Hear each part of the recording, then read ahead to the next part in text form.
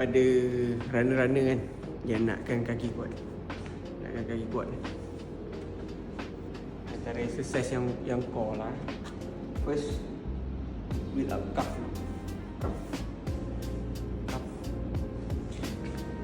So yang ni korang buat 30 dalam 3 set atau 4 set dah cukup. So next, gluteal. Ni penting. Jarak depan sini. So ni nama dia Bulgarian split. Itu buat dalam 10 set. Yang last, squat.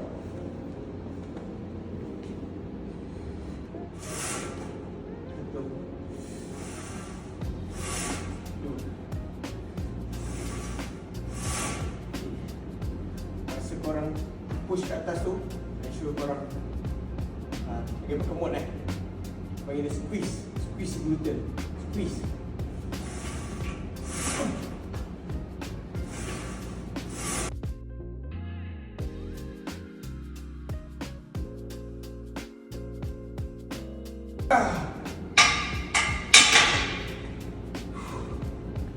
So supaya injury lutut zero, aku baru buat ACL dulu.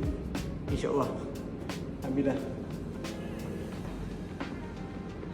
Okay, semoga bermanfaat. Bye.